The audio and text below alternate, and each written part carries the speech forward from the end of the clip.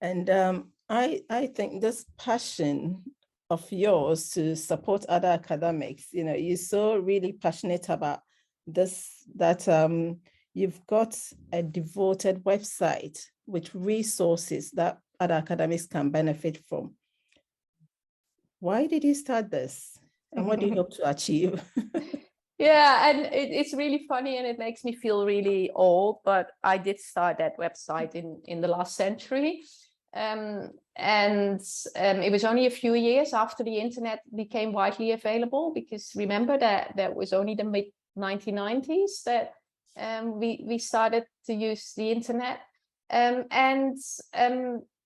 It was really my husband who said, you need to do this. Remember, I told you he's a computer scientist. So he said, this is going to be the future. So create your own website. So I got my own domain name, which was easy because my last name is quite unique. So my domain name is www.harting.com. So just my last name.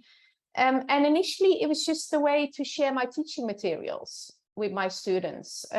However, this soon evolved into posting other things as well.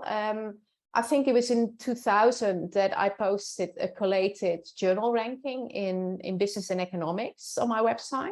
It's called the Journal Quality List. And that became very popular. And after 22 years, it's now in its 69th edition. So it's still updated once or twice a year. So over the years, I've started to include resources about living and working abroad, because I moved quite a bit in my career. And I had kind of collections of links about culture and language and my research interest in expatriation and international business. So, but it was still quite modest. But then in 2006, my husband developed a free software program for citation analysis, which is called Publish or Perish. This is meant ironically, it's not meant seriously. Some people unfortunately don't understand this. It's now 16 years old, and the software has become very popular all over the world.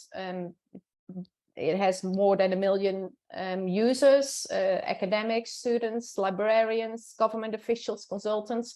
So that's a major draw card for many people to my website. But I would say the major impetus of my website as a resource for supporting academics and early career academics in particular, it's probably been my blog, which I started in 2016. And it now has over 350 postings, and I write about everything related to academia. So I write about academic publishing, about research impact, about doing research internationally, about academic etiquettes, about careers in academia, about using the Publish or Perish software.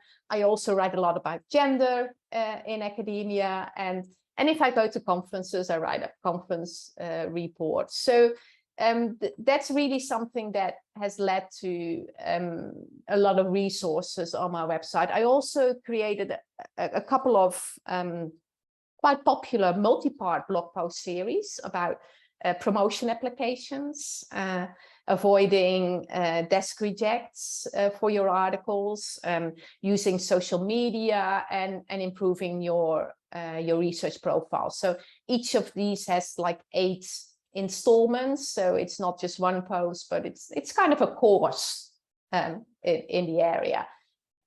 So I really enjoy doing that because in my role at Middlesex and in SIGNA, the Women's Network, I have noticed that a lot of early career academics are really struggling to get access to mentorship in their own institution. Not every institution has sufficient number of senior academics who are able and willing to take on these roles. So my hope is that by having kind of a central resource website like this, I can help junior academics to access these materials and hopefully feel a bit less lonely and isolated in academia.